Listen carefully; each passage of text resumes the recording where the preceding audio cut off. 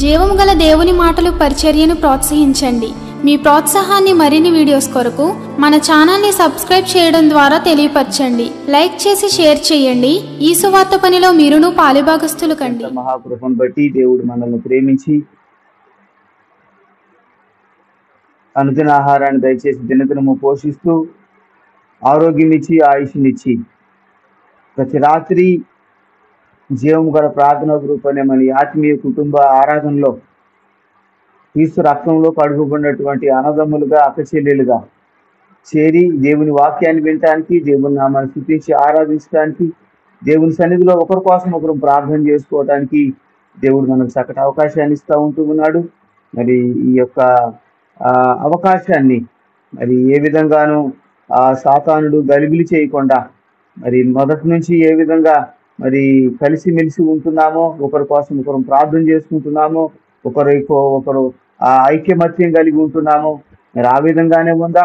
ఏ విధమైనటువంటి పొరపాట్లు లేకుండా మరి ఒకవేళ ఏదైనా తొందరపాట్లు ఏమైనా ఉంటే మరి మనమే మరి ఒకరినొకరు క్షమించుకునేటువంటి వారిగా ఉందాం. మనమే ఒకరొకరు తగ్గించుకునేటువంటి వారిగా ఉందాం. ఇక్కడ మన గోల్ అంతా కూడా మన యొక్క ఉద్దేశం అంతా కూడా దేవుని నామం మహిమపరచబడాలి. మనము పాట పాడినా, ప్రార్థన చేసినా, వాక్యం చెప్పినా దేవుని నామం మహిమపరచబడాలి. మరి దీనిలో నుంచి మనము ఆత్మీయంగా కొంత ఏదైనా నేర్చుకొని ఆత్మీయంగా ఎదుగుతూ మరి దేవుని నామాన్ని మనం మహిమపరచాలి. మన విశ్వాస జీవితంలో కానీ, సేవా జీవితంలో కానీ మనం ముందుకు వెళ్ళేటువంటి వారిగా ఉండాలి. ఓకే, మరి ఈ యొక్క రాత్రికాల సమయంలో మన ధ్యానం నిమిత్తం ఏర్పాటు చేయబడినటువంటి పాఠ్యభాగం మొదటి సమూయేలు గ్రంథం 26వ అధ్యాయం. 26వ అధ్యాయంలో నుండి కొన్ని మాటలు మనం నేర్చుకునేటువంటి వారిగా ఉందాం. ఈ యొక్క 26వ అధ్యాయంలో కూడా మనం గమనించగలిగితే అంతకు ముందు అధ్యాయాల్లో ఏ విధంగా రాజైనటువంటి సౌలు దావీదును ఏ విధంగా తరిమాడో, దావీదు కొరకు దావీదు యొక్క ప్రాణాన్ని తీయటానికి ఏ విధంగా మరి తాను తన యొక్క సైన్యముతో మరి వెంబడించాడో, మరి ఆ విధంగానే ఈ అధ్యాయములో కూడా దావీదుని మరొక్కసారి మరి చంపటానికి ప్రయత్నం చేసినటువంటి వానిగా ఉన్నాడు. మరి అయితే ఈ విషయమై దావీదు కూడా మరి తన యొక్క విశ్వాసం, తన యొక్క మరి యథార్థత, తన యొక్క కరుణ మరి రాజైనటువంటి ఆ యొక్క సౌలు పట్ల మరి చూపించినటువంటి వానిగా ఉన్నాడు. ఈ యొక్క అధ్యాయంలో చాలా పర్ఫెక్ట్గా మరి ఎంతటి అవకాశం కలిగిందంటే సౌలును చంపటానికి అంత అవకాశం కలిగింది. అయినా కూడా మరి రాజైనటువంటి ఆ యొక్క సౌలు పట్ల దావీదు మరి కరుణ కలిగినటువంటి వానిగా ఉన్నాడు. క్షమాగుణ సంపత్తి కలిగినటువంటి వానిగా ఉండి తనను విడిచిపెట్టేసినటువంటి వానిగా ఉన్నాడు. ఇక్కడ మనం ఒకసారి గమనించగలిగితే 1 నుంచి 5 వచనాలు ఒకసారి మనం గమనించగలిగితే మరి సాల్ పర్స్యూస్ డేవిడ్ అగైన్. దావీదును రాజైనటువంటి ఆ యొక్క సౌలు మళ్ళీ తనకు హాని కలిగించటానికి, తనను చంపటానికి తను ప్రయత్నం చేస్తున్నట్లుగా మనం చూస్తున్నాం. ఇక 5 వచనాలు మనం చదువుకోగలిగితే, అంతటా జిఫీయులు గిబియాలో సౌలు నద్దుకు వచ్చి దావీదు యెషీమోను ఎదుట హకీలా మన్యములో దాగి ఉన్నాడని తెలియచేయగా సౌలు లేచి ఇశ్రాయేలీయులలో ఏర్పరచబడిన 3,000 మందిని తీసుకొని జీపు అరణ్యములో దావీదును వెదుకుటకు జీపు అరణ్యమునకు పోయెను. సౌలు యెషీమోను ఎదుటనున్న హకీలా మన్యమందు త్రోవ పక్కను దిగగా దావీదు అరణ్యములో నివసించుచుండి తన్ను పట్టుకొనవలెనని సౌలు అరణ్యమునకు వచ్చెనని విని వేగుల వారిని పంపి నిశ్చయముగా సౌలు వచ్చెనని తెలుసుకొనెను. తరువాత దావీదు లేచి సౌలు దండు దిగిన స్థలము దగ్గరకు వచ్చి సౌలునకు సైన్యాధిపతియగు నేరు కుమారుడైన అబ్నేరును పరుండి ఉండగా వారున్న స్థలము కనుగొనెను. సౌలు దండు క్రొత్తలములో పండుకొనగా దండువారు అతని చుట్టూ ఉండిరి. ఇక్కడ మనము గమనించగలిగితే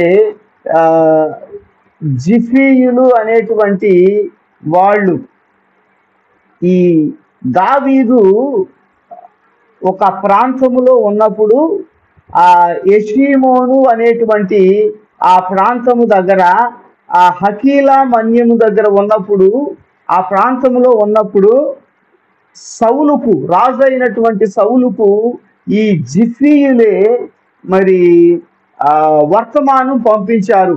ఇదిగో రాజా, నువ్వు వెతుకుతున్నటువంటి ఇదిగో ఆ దావీదు ఇదిగో ఈ యొక్క ప్రాంతములో ఉన్నాడు అని, తాను ఎక్కడున్నాడో ఎక్కడ దాగి ఉన్నాడో ఆ అడ్రస్ అంతా కూడా జిఫీయులు ఆ యొక్క సౌలుకు చేరవేసినటువంటి వారిగా ఉన్నారు. ప్రియమైనటువంటి దేవుని బిడ్డలారా, ఈ జిఫీయులు చాలా మరి ఘోరమైనటువంటి తప్పిదం చేసినటువంటి వాళ్ళుగా ఇక్కడ మనకు కనబడుతూ ఉన్నారు. చూడండి, దావీదు యొక్క ఆ ప్రాణాన్ని తీయటానికి వీళ్ళు కూడా సహకరించినటువంటి వాళ్ళుగా మనకు కనబడుతూ ఉన్నారు. మరి ఇక్కడ ఆ మాట వినినటువంటి సౌలు 3,000 మంది మరి సైనికులను వెంట పెట్టుకొని ఆ యొక్క అరణ్యములోనికి వచ్చారు దావీదుని తరమటానికి. అయితే దావీదుకు కూడా ఈ యొక్క సమాచారం అందింది. 3-4 వచనాల్లో దావీదుకు కూడా ఈ యొక్క సమాచారం అందింది. ఈ యొక్క సమాచారం అంది మరి దావీదు కూడా కొంతమందిని పంపించాడు. ఇదిగో నిజంగా సౌలు మరి ఈ ప్రాంతానికి వస్తున్నాడని వింటున్నాను, మరి ఆయన వచ్చాడా, మరి ఎక్కడున్నాడు, పరిస్థితి ఏంటి అని కనుక్కోవటానికి ఈ 3-4 వచనాల్లో మనం గమనించినట్లయితే దావీదు కూడా కొంతమంది వేగులు వారిని పంపించాడు. 5వ అధ్యాయంలో ఒకసారి మనం గమనిస్తే అక్కడ రాయబడినటువంటి మాట, మనం చదువుకున్నటువంటి మాట ఏంటంటే, తాను ఆ వేగుల వారిని పంపించి ఆ కన్ఫైమ్డ్గా మరి ఖచ్చితంగా ఆ యొక్క రాజు అయినటువంటి సౌలు 3,000 మందితో మరి వచ్చి అరణ్యంలో దిగాడు అని ఆ స్థలాన్ని కనుగొని వచ్చి చెప్పినప్పుడు దావీదు కూడా మరి ఆ యొక్క స్థలాన్ని చూడటానికి వాళ్ళను మరి కలుసుకోవటానికి అక్కడికి వెళ్ళినటువంటి వానిగా ఉన్నాడు ఆ రాత్రి. ఇక్కడ మనం గమనించవలసినటువంటిది ఏంటంటే, జిఫీయులు దావీదు యొక్క వర్తమానం సౌలుకి ఇచ్చారు, తాను ఎక్కడున్నాడో ఏంటో అని. అయితే ఇక్కడ మనం గమనిస్తే బెట్రేయల్ మే కమ్ రిపీటెడ్లీ, శోధన అనేటువంటిది మరి సాతాను విరోధి మనకు ఎప్పటికప్పుడు శోధించేటువంటి వానిగా ఉంటూ ఉన్నాడు, ఎప్పటికప్పుడు శోధనలకు గురి చేసేటువంటి వానిగా ఉన్నాడు, ఎప్పటికప్పుడు మనల్ని ఆత్మీయ జీవితంలో మరి అణగద్రొక్కటానికే సాతానుడు మరి ప్రయత్నం చేస్తున్నటువంటి వానిగా ఉన్నాడు. కానీ దేవుడు మనకు ఆశ్రయదుర్గంగా ఉన్నట్లుగా దేవుని యొక్క వాక్యములో మనం చూస్తాం. ఎంత మంది ఎన్ని విధాలుగా మరి మనలను చెరపాలని ప్రయత్నం చేసినా మనము ఆరాధించేటువంటి దేవుడు, మనము నమ్ముకున్నటువంటి దేవుడు, మన యొక్క మరి ఆరాధ్య దైవమైనటువంటి ప్రభువు మనకు ఆశ్రయ దుర్గముగా మనకు ఉన్నాడు. ప్రియమైనటువంటి దేవుని బిడ్డలారా, ఈ జిఫీయులు చేసినటువంటి యొక్క పనిని గురించి దావీదు భక్తుడు కీర్తనలో రాస్తూ 54వ కీర్తనలో ఈ విధంగా రాశాడు: దేవా, నీ నామమును బట్టి నన్ను రక్షించుము, నీ పరాక్రమమును బట్టి నాకు న్యాయము తీర్చుము. దేవా, నా ప్రార్థన ఆలకింపుము, నా నోటి మాటలు చెవిని పెట్టుము. అన్యులు నా మీదికి లేచి ఉన్నారు, బలాఢ్యులు నా ప్రాణము తీయుచున్నారు. వారు తమ ఎదుట దేవుని ఉంచుకున్నవారు కారు. ఇదిగో, దేవుడే నాకు సహాయకుడు, ప్రభువే నా ప్రాణమును ఆదరించువాడు. నా శత్రువులు చేయు కీడు ఆయన వారి మీదికి రప్పించును. నీ సత్యమును బట్టి వారిని నశింపజేయము. స్వేచ్ఛార్పణలైన బలులను నేను నీకు అర్పించేదను. యెహోవా, నీ నామము ఉత్తమము, నేను దానికి కృతజ్ఞతాస్తుతులు చెల్లించుతున్నాను. ఆపదలన్నిటిలో నుండి ఆయన నన్ను విడిపించి ఉన్నాడు. నా శత్రువుల గతి చూసి నా కన్ను సంతోషించుచున్నది అని ఇక్కడ ఆ యొక్క 54వ కీర్తనలో తన యొక్క శత్రువులుగా మరి తన యొక్క సమాచారం అంతా మరి సౌలుకు చేరవేసినటువంటి ఆ యొక్క జిఫీలను గురించి మరి తాను బాధపడుతూ ఆ యొక్క దేవుని సన్నిధిలో ప్రార్థన చేస్తూ దేవుడు తనకిచ్చినటువంటి ఆ యొక్క సహాయాన్ని బట్టి, తనను కాపాడినటువంటి విధానాన్ని బట్టి దేవునికి కృతజ్ఞతాస్తుతులు చెల్లిస్తున్నట్లుగా మనం చూస్తూ ఉన్నాం. చూడండి, ఇక్కడ 6వ వచనం నుంచి 12వ వచనం వరకే మనం చూసినట్లయితే దావీదు ఆ యొక్క సౌలు ఉన్నటువంటి ఆ క్యాంపులో ప్రవేశించినట్లుగా మనం చూస్తుంటున్నాం. అప్పుడు దావీదు పాలెములోనికి సౌలు దగ్గరకు నాతో కూడా ఎవరు వస్తురని హిత్తీయుడైన అహీమెలకును సెరూయా కుమారుడును యోవాబునకు సహోదరుడు నగు అబీషైని అడుగగా, నీతో కూడా నేనే వస్తునని అబీషై అనెను. దావీదును అబీషైయును రాత్రి వేళ ఆ జనుల దగ్గరకు పోగా సౌలు దండు క్రొత్తములో పండుకొని నిద్రపోవుచుండెను. అతని ఈటె అతని తలగడ దగ్గర నేలను నాటి ఉండెను. అబ్నేరును జనులను అతని చుట్టూ పండుకొని ఉండిరి. అప్పుడు అబీషై దావీదుతో, దేవుడు ఈ దినమున నీ శత్రువుని నీకు అప్పగించెను కాబట్టి నీ చిత్తమైతే ఆ ఈటెతో ఒక్క పోటు పొడిసి నేను అతనిని భూమికి నాటివేతును, ఒక్క దెబ్బతోనే పరిష్కారం చేస్తున్నానగా, దావీదు నీవతని చంపకూడదు. యెహోవా చేత అభిషేకము నొందిన వానిని చంపి నిర్దోషి యొగ్గుట ఎవనికి సాధ్యం? యెహోవా జీవము తోడు, యెహోవాయే అతని మొత్తును. అతడు అపాయము వలన సచ్చును, లేదా యుద్ధమునకు పోయి నశించును. యెహోవా చేత అభిషేకము నొందిన వానిని నేను చంపను. అలాగున నేను చేయకుండా యెహోవా నన్ను ఆపును గాక. అయితే అతని తలగడ దగ్గరనున్న ఈటెను నీళ్ల బుడ్డిని తీసుకొని మనము వెళ్ళిపోదాము రమ్మని అబీషైతో చెప్పి సౌలు తలగడ దగ్గరనున్న ఈటెను నీళ్ల బుడ్డిని తీసుకుని వారిద్దరూ వెళ్ళిపోయిరి. యెహోవా చేత వారికి అందరికీ గాఢ నిద్ర కలుగగా వారిలో ఎవడునూ నిద్ర మేలుకొనలేదు, ఎవడునూ వచ్చిన వారిని చూడలేదు. జరిగిన దాని గుర్తుపట్టిన వాడు ఒక్కడునూ లేడు అని అక్కడ మనం చూస్తూ ఉన్నాం. 6-7 వచనాల్లో మనం చూస్తే, David and Abishai secretly entered Saul's camp at night. ఆ యొక్క రాత్రిలో దావీదు అబీషై చాలా రహస్యంగా ఆ సౌలు ఉన్నటువంటి ఆ యొక్క ఆ క్యాంపులో ప్రవేశించినటువంటి వారిగా మనం గమనిస్తూ ఉన్నాం. నిశ్చయంగా ఇది ఎంత ప్రమాదకరం అంటే 3000 మంది దావీదును చంపటానికి సిద్ధపడి వచ్చారు. ఆ యొక్క కక్ష సాధింపుతో మరి వాళ్ళు తిరుగుతూ ఉన్నారు. ఎక్కడ దొరికితే అక్కడ చంపేద్దామని చూస్తున్నటువంటి ఆ పరిస్థితులలో మరి అక్కడికి వస్తే సౌలు తన యొక్క సైన్యాధ్యక్షుడైనటువంటి మరి ఆ వ్యక్తి మధ్యలో పండుకుంటే ఈ సైన్యం 3000 మంది వారి యొక్క చుట్టూ పండుకున్నారు. అంతటి సెక్యూరిటీ మధ్యలోకి, అంతటి ఆ బెటాలియన్ దగ్గరకు ఆ ఆయుధాలతో వాడు సిద్ధంగా ఉన్నటువంటి వాళ్ళ మధ్యలోనికి వెళ్ళటం ఎంత సాహసమైనటువంటి కార్యమో ఒకసారి మనము గమనించాలి. ఎంత డేంజరస్ థింగ్ అది మరి ఒకసారి మనం ఆలోచన చేయాలి. ఎంత 3000 మంది మధ్యలోకి వాళ్ళు వెళ్ళిపోయారంటే ఎంత సాహసమో అది. దేవుని యొక్క మహాకృప ఏంటంటే దేవుడే వారికి గాఢ నిద్ర కలుగ చేశాడంట. అక్కడ రాయబడి ఉంది, ఎవ్వడూ వేలుకోలేదంట, ఎవ్వడూ వాళ్ళను గుర్తుపట్టలేదంట. ఈమెనటువంటి దేవుని బిడ్డలారా, మరి ఇక్కడ మనం గమనించినట్లయితే 8-9 వచనాల్లో అభిషై ఆఫర్స్ టు కిల్ సాల్ బట్ డేవిడ్ రిఫ్యూజెస్. అభిషై అన్నాడు, ఇదిగో ఇంతకంటే మనకు ఇంకొక అవకాశం దొరకదు సౌలును చంపటానికి. ఇదిగో నిద్రపోతా ఉంటూ ఉన్నాడు, ఈటె ఉన్నది,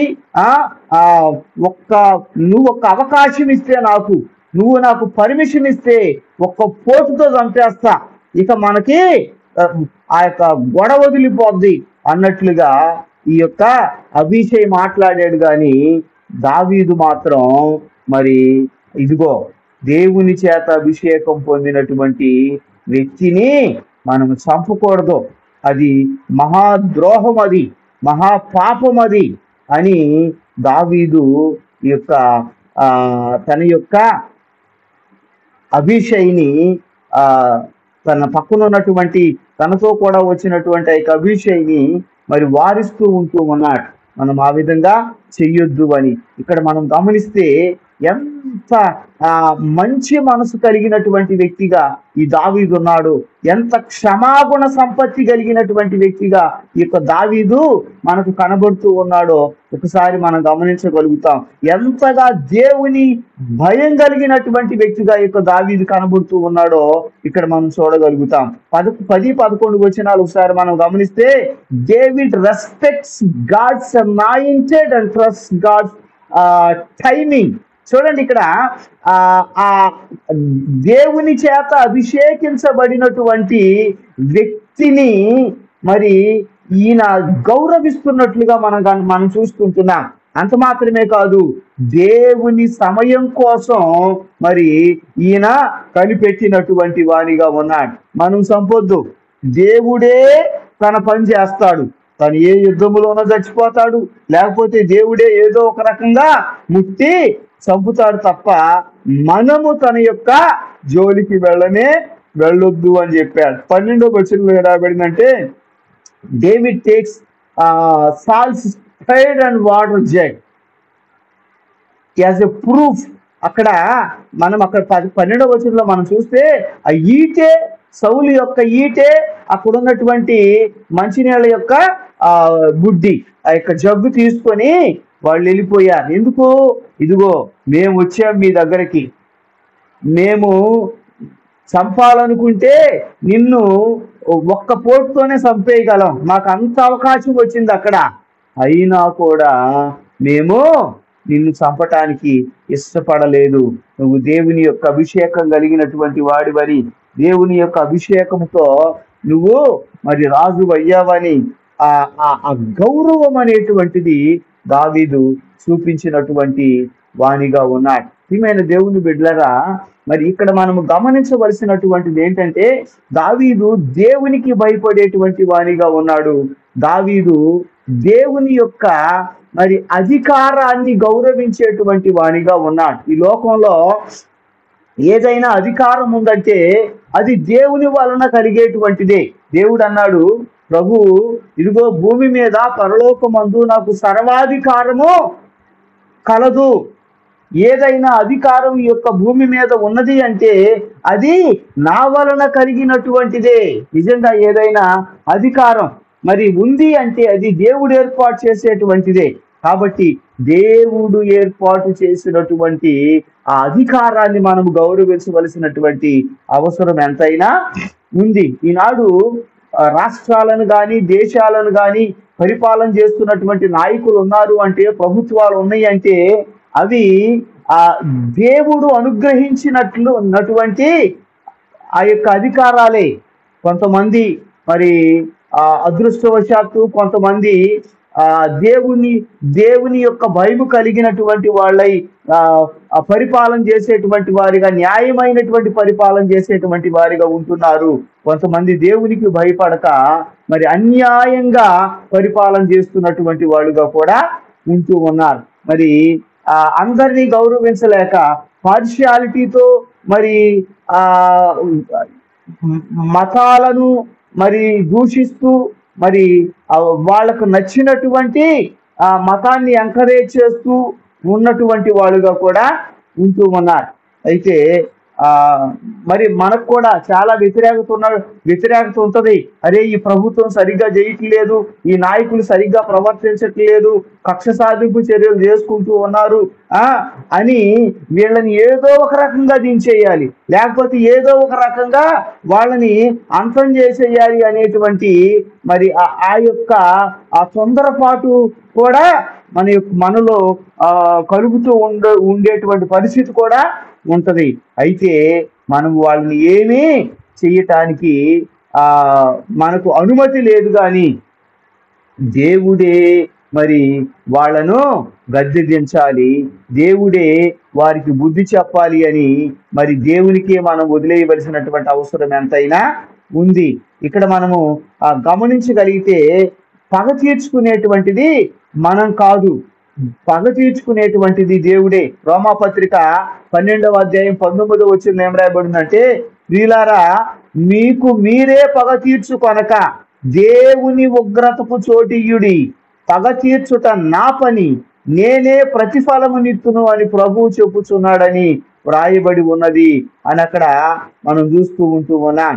కాబట్టి మనము శత్రువు అయినటువంటి వారిని ప్రేమించడానికే దేవుడు మనకు నేర్పించాడు.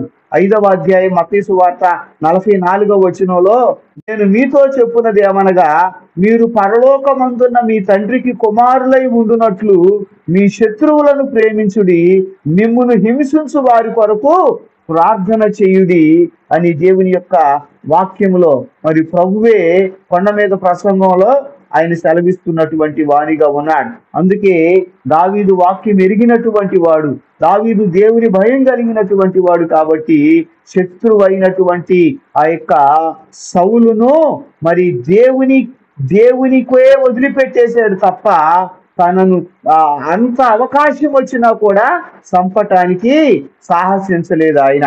ఇక్కడ మనము 13 నుంచి 16 వచనాలు ఒకసారి మనం గమనించగలిగితే ఇక్కడ రాయబడి ఉంది, తరువాత దావీదు అవతలకు పోయి దూరముగానున్న కొండ మీద నిలిచి ఉభయుల మధ్యను సాలాయడముండగా జనులను నేరు కుమారుడైన అబ్నేరును విన్నట్లు, అబ్నేరు, నీవు మాట్లాడవా అని కేక వేయగా అబ్నేరు కేకలు వేసి రాజును నిద్రలేపు నీవెవడవని అడిగాను. అందుకు దావీదు, నీవు మగవాడవు కావా? ఇశ్రాయేలీయులలో నీ వంటి వాడెవడు? నీకు యజమానుడగు రాజునకు నీవెందుకు కాపు కాయకపోతివి? నీకు యజమానుడగు రాజును సంహరించుటకు జనులలో ఒకడు చేరువకు వచ్చనే. నీ ప్రవర్తన అనుకూలము కాదు, నీవు శిక్షకు పాత్రుడవే. యెహోవా చేత అభిషేకమునందిన నీ ఏలినవానికి నీవు రక్షకముగా ఉండలేదు. యెహోవా జీవము తోడు నీవు మరణ శిక్షకు పాత్రుడవు. రాజు యొక్క ఈటె ఎక్కడనున్నదో చూడుము, అతని తలగడ యొద్దనున్న నీళ్ల బుడ్డి ఎక్కడ ఉన్నదో చూడుము అని పలికెను. ఇక్కడ దావీదు భక్తుడు దూరంగా వెళ్ళిపోయి మరి ఆ యొక్క అబ్నేరును, ఆ యొక్క రాజు సైనికుడైనటువంటి మరి అబ్నేరును మరి పిలుస్తున్నట్లుగా మనం చూస్తూ ఉన్నాం. అంత మాత్రమే కాదు, ఇక్కడ అబ్నేరు చేసినటువంటి ఆ యొక్క పొరపాటును కూడా ఎత్తి చూపుతున్నటువంటి వానిగా మనకు కనబడుతూ ఉన్నాడు. వాస్తవానికి ఈ యొక్క అబ్నేరు చేయవలసిన పని ఏంటి? దావీదుకు ప్రొటెక్షన్ గా ఉండటం, ఆ యొక్క సౌలుకు రాజుకు ప్రొటెక్షన్ గా ఉండటం. మరి ప్రొటెక్షన్ గా ఉండవలసిన, బాడీ గార్డ్ గా ఉండవలసినటువంటి వ్యక్తి రాజు పక్కనే పండుకొని గురక పెట్టి నిద్రపోతూ ఉంటున్నటువంటి వానిగా ఉన్నాడు. అంటే తన యొక్క డ్యూటీ, తన యొక్క బాధ్యత తాను విస్మరించినటువంటి వానిగా మనకు కనబడుతూ ఉంది. అందుకే దావీదు పిలుస్తున్నాడు, David calls from a distance mocks Abner for failing to protect the king. చూడండి, నువ్వు రాజును కాపాడేటువంటి విషయంలో అశ్రద్ధ చేశావు, నీ యొక్క బాధ్యతను నువ్వు నిర్వర్తించలేదు అని. చాలాసార్లు మరి దేవుడు మరి చాలా బాధ్యతలను అప్పగించేటువంటి వానిగా ఉంటాడు. చాలా మందికి చాలా మరి బాధ్యతలు అనేటువంటివి ఉంటాయి. అయితే దురదృష్టకరమైనటువంటి ఆ విషయం, అనేక మంది బాధ్యతలను విస్మరించేటువంటి వారిగా ఉంటారు. అయితే కొంతమంది ఆ యొక్క బాధ్యతను ఎరిగి పనిచేసేటువంటి వారిగా ఉంటారు. ప్రియమైనటువంటి దేవుని బిడ్డలారా, ఇక్కడ మనము గమనిస్తే ఈ యొక్క 16వ వచనంలో, David shows he had Saul's spear and jug as proof as his integrity. చూడండి, దావీదు యొక్క యథార్థత ఇక్కడ మనకు కనబడతా ఉంది.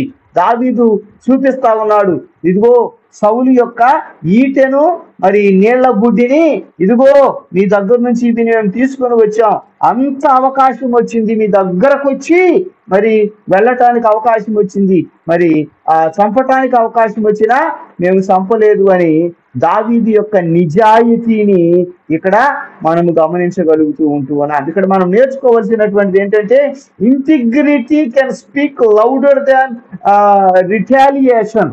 చూడండి, ఆ యొక్క యథార్థత అనేటువంటిది, ఆ యథార్థమైనటువంటి పని అనేటువంటిది మన యొక్క ఆ జీవితంలో మనలను గురించి సాక్ష్యం ఇచ్చేటువంటిదిగా ఉంటుంది. ఇక్కడ మనం గమనిస్తే చూడండి, ఇక్కడ యోసేపు యొక్క జీవితంలో కూడా ఒకసారి మనం గమనించగలిగితే, యోసేపు తన యొక్క అన్నదమ్ములను మరి పరీక్షించటం కోసమని మరి అక్కడ తనను తాను వారికి పరిచేదానికంటే ముందుగా మరి వాళ్లతో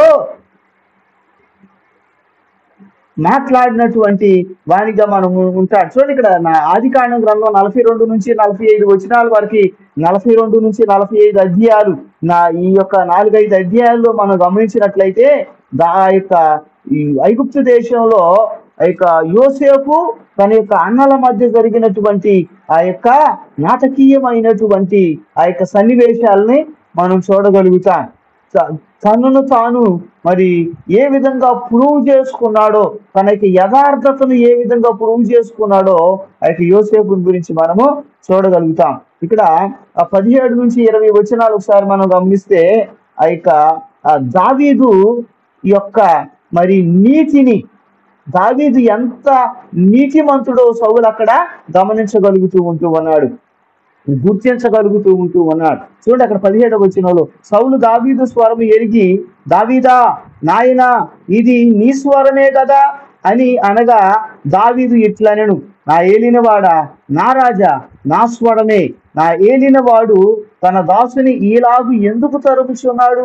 నేనేమి చేసి తిని నా వలన ఏ కీడు నీకు సంభవించును? రాజా, నా ఏలినవాడా, ఈ దాసుని మాటలు వినుము. నా మీద పడవలెనని యెహోవా నిన్ను ప్రేరేపించిన ఎడల నైవేద్యము చేసి ఆయనను శాంతిపరచవచ్చును. అయితే శాపగ్రస్తులగుదురు వారు, నీవు దేశమును విడిచి అన్ని దేవతలను పూజించమని నాతో చెప్పి యెహోవా స్వాస్థ్యమునకు హత్తు కొనకుండా నన్ను వెలివేయుచున్నారు. ఆ దేశమునకు దూరముగాను యెహోవా సన్నిధికి ఎడముగాను నేను మరణము నందకపోదునుగాక. ఒకడు పర్వతముల మీద కౌజు పెట్టను తరిమినట్టు ఇశ్రాయేలు రాజువైన నీవు మిన్నల్లిని వెదుకుటకై బయలుదేరు వచ్చితివి అని మరి ఇక్కడ మనం చూస్తూ ఉంటున్నాం. 17, 18, 19 వచనాల్లో ఆ యొక్క సౌలు దావీదు యొక్క మరి ఆ యొక్క శబ్దాన్ని, ఆ యొక్క వాయిస్ ని, ఆ స్వరాన్ని విని ఆయన పశ్చాత్తాపడుతున్నట్లుగా మనం గమనిస్తూ ఉంటాం. 19వ వచనంలో మరి డేవిడ్ క్వశ్చన్ సాల్స్ మోటివ్స్. చూడండి, ఆ యొక్క సౌలు యొక్క ఉద్దేశం, రాజా దేవుడు నిన్ను అభిషేకించాడు, దేవుడు నీకు పని అప్పగించాడు, దేవుడు నీకు బాధ్యతను అప్పగించాడు, నువ్వు ప్రజలను పరిపాలన చేయాలని, ఇశ్రాయేలీల మరి 12 గోత్రాల ఐక్య సామ్రాజ్యాన్ని ఏకఛత్రాధిపత్యంతో పరిపాలన చేయటానికి నీకు పని అప్పగిస్తే, సింహాసనం మీద కూర్చోబెడితే, మిన్నల్లిన అంటే అక్కడ పదం వాడబడింది, మిన్నల్లి వంటి నన్ను వెదకటానికి చంపటానికి బయలుదేరావు అని.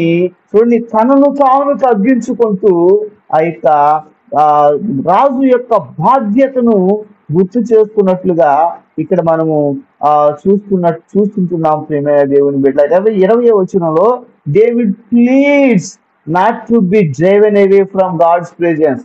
చూడండి, ఇక్కడ దావీదు ఆ యొక్క సౌలు బ్రతిమలాడుకుంటున్నట్లుగా కూడా ఇక్కడ మనము గమనించగలుగుతాం. చూడండి, ఈయన అంతకు ముందు కూడా సౌలు దొరికాడు. సౌలు యొక్క వస్త్రపు శంగును మరి కోసుకొని తీసుకొని వెళ్ళాడు దావీదు. మరి అప్పుడు కూడా తన యొక్క నీతి ఏంటో, తన యొక్క యథార్థత ఏంటో, తన యొక్క విశ్వాస్యత ఏంటో, దావీదు యొక్క గొప్పతనం ఏంటో, మంచితనం ఏంటో మరి సౌలు ఎరిగినటువంటి వానిగా ఉన్నాడు. అయినా కూడా మళ్ళీ తరమటానికే వచ్చాడు. ఇప్పుడు కూడా ఇదిగో నేను నీ దగ్గరకు వచ్చాను, నిన్ను చంపే అవకాశం దేవుడు నాకు ఇచ్చాడు, అయినా కూడా నిన్ను చంపటానికి నేను ఇష్టపడలేదు అని తాను ఎత్తుకొచ్చినటువంటి అయితే నీళ్ళ బుడ్డి ఆ యొక్క ఈటెను చూపిస్తున్నట్లుగా ఉంటే మరి దానిని బట్టి మళ్ళీ పశ్చాత్తాపడుతున్నాడు ఈ యొక్క సౌలు. ఈ పశ్చాత్తాపం అంతా ఏ విధంగా ఉందంటే, ఆనాడు ఐగుప్తు దేశంలో తెగుళ్ళు వస్తా ఉంటే ఫరో ఏ విధంగా మళ్ళీ మోషే నా కోసం వేడుకో, ఈ యొక్క తెగులు ఈ యొక్క భూమి మీద నుంచి, ఇదిగో మా ఇళ్లలో నుంచి, ఇదిగో యొక్క దేశం నుంచి వెళ్ళిపోయేటట్టుగా ఇదిగో దేవుడికి ప్రార్థన చేయ్యా అని 10 సార్లు పశ్చాత్తాపడినట్టే పశ్చాత్తాపడ్డాడు, మళ్ళీ ఎదురు తిరిగాడు. పశ్చాత్తాపడినట్టే మళ్ళీ ఇదిగో మీ జనులను నేను పోనివ్వను అని మరి తాను ఎదురు తిరిగినటువంటి వానిగా ఉన్నాడు. చివరికి శేషము మునిగినట్టుగా ఆ యొక్క ఎర్ర సముద్రములో మునిగిపోయే వరకు ఎదురు తిరుగుతూనే ఉన్నాడు. అయితే ఈ యొక్క సౌలు కూడా ఆ విధంగానే ఎదురు తిరుగుతూ ఈ యొక్క దావీదును చంపటానికి ప్రయత్నం చేస్తున్నట్లుగా మనం చూస్తున్నాం. ఇక్కడ మనము గమనించగలిగితే even enemies may recognise righteousness when it's consistent. శత్రువులు మన పగవారే మరి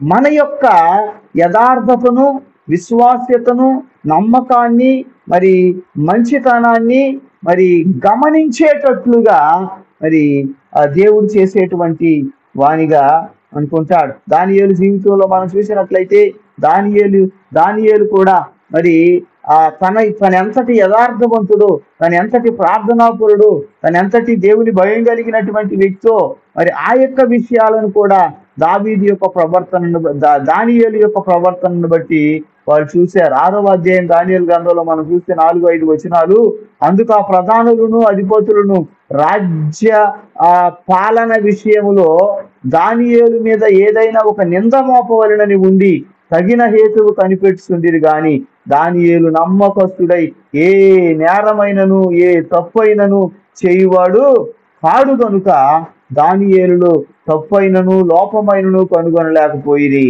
అందుకు ఆ మనుషులు అతని దేవుని పద్ధతి విషయమందే గాని మరి ఏ విషయమందును అతనిలో లోపము కనుగొనలేమనుకొనిరి. చూడండి, మరి పదే మరి శత్రువు తరుముతూ ఉన్నా కూడా మన యొక్క విశ్వాసయోగ్యత, మన యొక్క నమ్మకత్వం, మన యొక్క భక్తి, మన యొక్క యథార్థత మనం విడిచిపెట్టకుండా ఉంటే శత్రువు సహితము మనలను గుర్తించేటువంటి వారిగా ఉంటారనేది. సౌలు కూడా చాలా మరి తన యొక్క నమ్మకత్వాన్ని, దావీదు యొక్క మరి యథార్థతను బట్టి పశ్చాత్తాపడుతున్నట్లుగా ఉన్నాడు. 21 నుంచి అయితే చివరి వరకు మనం చదవగలిగితే అక్కడ రాయబడినటువంటి మాట ఏంటంటే, అందుకు సౌలు నేను పాపం చేసి తిని ఈ దినమున నా ప్రాణము నీ దృష్టికి ప్రియముగా నుండిన దానిని బట్టి నేను నీకు ఇక కీడు చేయను. దావీదా నాయన నా ఎదురు తిరిగి రమ్ము, వెర్రివాడనై నేను బహు తప్పు చేసి అనగా దావీదు, రాజా ఇదిగో నీ ఈటె నా యొద్దనున్నది, పనివారిలో ఒకడు వచ్చి దాన్ని తీసుకొని వచ్చును. యెహోవా ఈ దినమున నిన్ను నాకు అప్పగించినను నేను యెహోవా చేత అభిషేకము నొందిన వారిని సంపనొల్లకపోయినందున ఆయన నా నీతిని నా విశ్వాసతను చూసి నాకు ప్రతిఫలము దయచేయును. చిత్తగించుము, ఈ దినమున నీ ప్రాణము నా దృష్టికి ఘనమైనందున యెహోవా నా ప్రాణమును తన దృష్టికి ఘనముగా ఎంచి బాధలన్నిటిలో నుండి నన్ను రక్షించును గాక అని చెప్పాను. అందుకు సౌలు, దావీదా నాయన నీవు ఆశీర్వాదమునందువు గాక, నీవు ఘనకార్యములను పూనుకొని విజయము నొందుదువుగాక అని దావీదుతో అనెను. అప్పుడు దావీదు తన మార్గమున వెళ్ళిపోయెను, సౌలును తన స్థలమునకు తిరిగి అక్నాలెడ్జెస్ డేవిడ్స్ రైచియస్నెస్. దావీదు మరి సౌలు ఏమైతే పాపం చేశాడో మరి ఆ యొక్క పాపాన్ని మరొక్కసారి మరి గుర్తించి మరి పశ్చాత్తాపడుతూ ఉన్నాడు.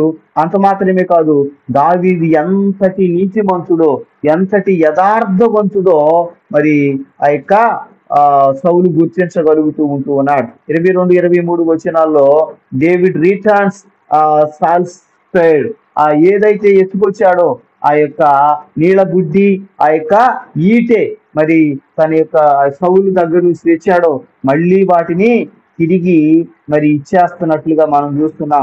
23-24 వచనాల్లో మనం చూస్తే David trust in divide justice and reward.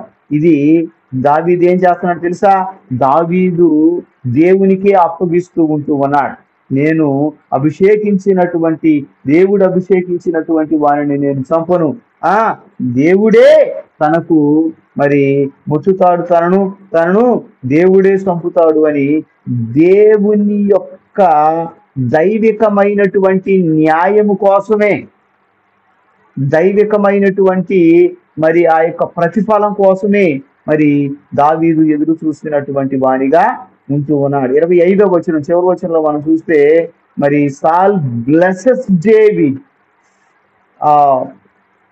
ఫోర్సీయింగ్ his future success.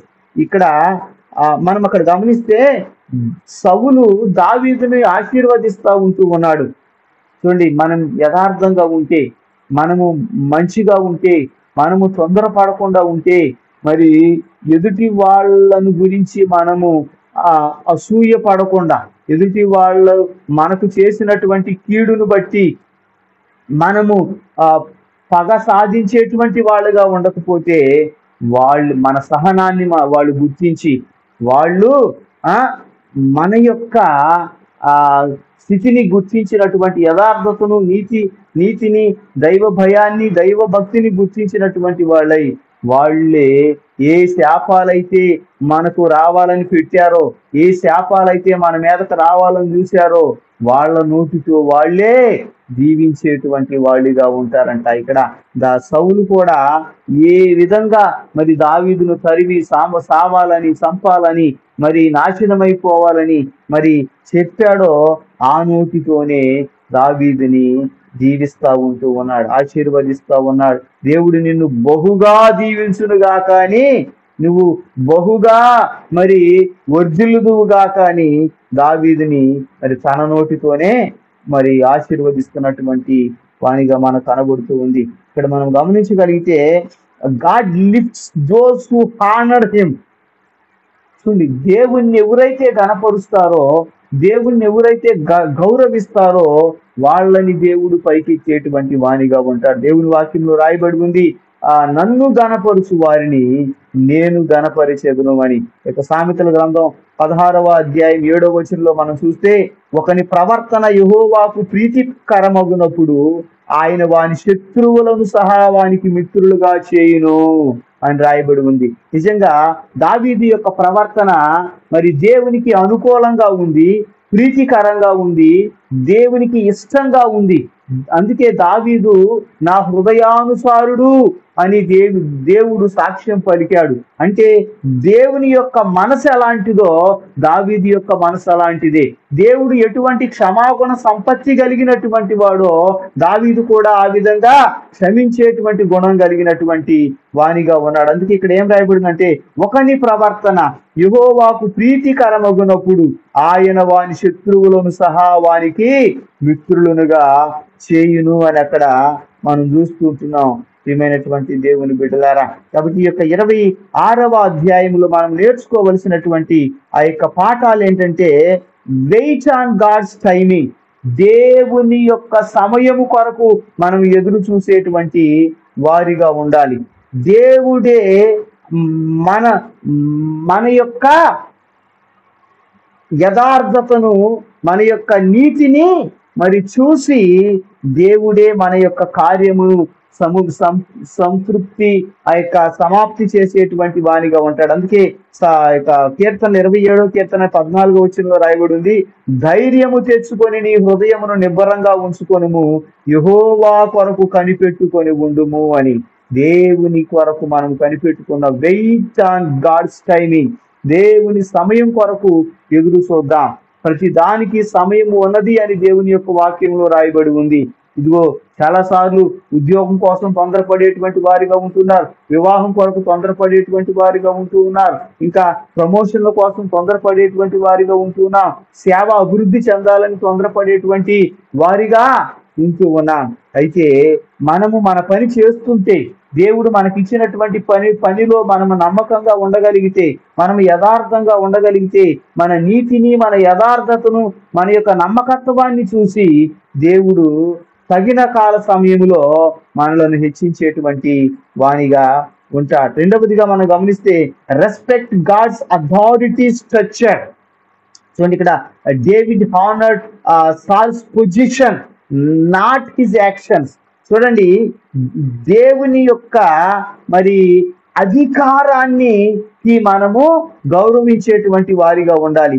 దావీదు కూడా సౌలుకు దేవుడిచ్చిన ఆ పొజిషన్ ని, ఆ రాజు అనేటువంటి ఆ అధికారాన్ని గౌరవించాడు తప్ప ఇక సౌలు చేసేటువంటి యొక్క పిచ్చి పనులను సపోర్ట్ చేయలా. ఏం చేశాడు? అధికారాన్ని, అది దేవుడిచ్చింది అని గౌరవించినటువంటి వారిగా ఉన్నాడు. మూడవదిగా మనం గమనిస్తే, మెర్సీ రివీల్స్ స్ట్రెంగ్త్.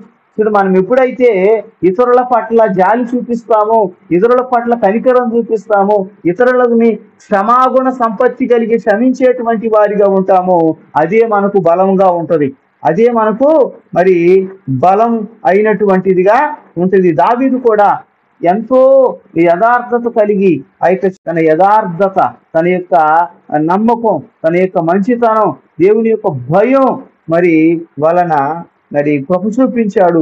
అదే తనకు బలంగా మిగిలినట్లుగా మనం చూస్తున్నాం. నాలుగవదిగా, God defends the righteous. David didn't need to fight for himself. చూడండి, ఇక్కడ దావీదు యొక్క నీతే తనను రక్షించింది. దావీదు యొక్క నీతే శత్రువు మీద పోరాడింది. దావీదు ఏమాత్రము సౌలు మీద మరి యుద్ధం చేయలేదు కానీ, సౌలుతో పోరాడలేదు కానీ, దావీదు యొక్క నీతే తనను కాపాడినట్లుగా మనం ఇక్కడ చూస్తున్నాం. చూడండి, ఇంకా ఫెయిత్ ఓవర్ ఫియర్. చూడండి, ఆ యొక్క విశ్వాసం, దేవుని యొక్క భయం అనేటువంటిది మనం కలిగి ఉండగలిగితే, దేవుని మీదే మనము నమ్మకం ఉంచగలిగితే, దేవుడు తప్పకుండా ప్రతి విధమైనటువంటి అపాయం నుంచి మనల్ని తప్పించేటువంటి వానిగా ఉంటాడు. David trusted God's plan even in danger. ఎంత ప్రమాదకరమైనటువంటి పరిస్థితుల్లోనైనా దేవుని మీదే మరి దావీదు ఆధారపడ్డాడు, ఆనుకొని ఉన్నాడు. దావీదును దేవుడు కాపాడినటువంటి వానిగా ఉన్నాడు. ఆ తర్వాత మరి తన యథార్థతను బట్టి, తన నమ్మకత్వాన్ని బట్టి దేవుడు మరి దావీదు యొక్క జీవితంలో గొప్ప కార్యాలను జరిగించినటువంటి వానిగా ఉన్నాడు. ఈ యొక్క మాటలు మన యొక్క వినికిడిలో భద్రం చేయునుగాక. ఆమేన్. పరిశుద్ధుడైన మా పరమ తండ్రి, ఈ మాటలు మా యొక్క వినికిడిలో భద్రం చేయండి. దావీదు వలె నాయన క్షమాగుణ సంపత్తి కలిగినటువంటి వారిగా, దేవా, నువ్వు మనిషికి ఇచ్చినటువంటి ఆ యొక్క అధికారాన్ని గౌరవించేటువంటి వారిగా ఉండటానికి సహాయం చేయండి నాయన. దావీదు యొక్క యథార్థత, దావీదు యొక్క నమ్మకత్వం, దావీదు ఈ విశ్వాస యోగ్యత నాయన తనను కాపాడగలిగింది. దేవా, మీ స్తోత్రం. ఆ విధంగానే సమయం కొరకు మేము ఎదురు చూస్తూ నాయన నీ మీద మేము ఆధారపడటానికి సహాయం చేయండి అయ్యా. దేవా, మాకు ఏది మా జీవితాల్లో మేము కావాలని కోరుకుంటున్నామో నాయన, ఎటువంటి అభివృద్ధి కావాలని కోరుకుంటున్నామో, ఎటువంటి ఆశీర్వాదం కావాలని కోరుకుంటున్నామో, మా సేవలో అభివృద్ధి కావచ్చు, మా యొక్క పిల్లల జీవితాల్లో దీవెనలు కావచ్చు నాయన, వివాహాలు కావచ్చు, బిడ్డలు కావచ్చు. దేవా, మీ స్తోత్రం నాయన. ప్రతిదీ నీ యొక్క సమయంలో అది జరుగునట్లుగా నీ మీదే మేము ఆధారపడటానికి నీ కృపను గురించి మహిమ పొందమని కూడి చేరి ఉన్నటువంటి ప్రతి ఒక్కరిని మీరు నిశ్చయంగా మరి దీవించమని యేసయ్య ప్రార్థన చేసుకుంటున్నాను తండ్రి. ఆయన కూడి చేరినటువంటి కుటుంబాలను వ్యక్తులను మీరు ఆశీర్వదించమని మా యొక్క నాయన ఆత్మీయ కుటుంబంలో నాయన ఐక్యతను మీరు దయచేయమని మీ సన్నిధిలో వేడుకుంటూ ఉన్నాను తండ్రి.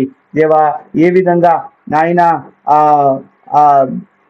తప్పు చేసినటువంటి నాయన యొక్క సౌలును దావీదు దేవుని యొక్క దాసుడయ్యుండి దేవుని భయం కలిగినటువంటి వ్యక్తిగా ఉండి క్షమించి వదిలిపెట్టాడో ఆ విధంగానే ఒకరినొకరు క్షమించుకోవటం ద్వారా దేవా మీ స్తోత్రం చెల్లిస్తుంటున్నా.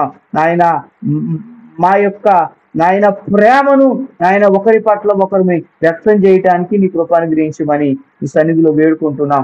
రానున్నటువంటి దినాల్లోనూ దేవా నాయన అత్యధికంగా ఈ యొక్క గ్రూపుని మీరు ఆశీర్వదించండి. ఇంకా అనేక మంది వ్యక్తులను కుటుంబాలను ఈ యొక్క నాయన గ్రూపులో ఈ యొక్క కుటుంబంలో మీరు కలిపి ఓ పెద్ద కుటుంబంగా చేయమని మీ సన్నిధిలో వేడుకుంటున్నాం తండ్రి. మీరే సహాయం చేసి మహిమ పొందమని అయ్యా మీ కృపలో భద్రపరచమని సమస్త ఘనత మహిమ ప్రభావాలు మీకే ఆరోపిస్తూ మా ప్రభువును మీ ప్రియ కుమారుడు మా రక్షకుడైన యేసుక్రీస్తు వారి శక్తి కలిగిన నామంలో అడిగి వేడుకుంటూ ఉన్నాం మా పరమ తండ్రి. ఆమేన్, ఆమేన్.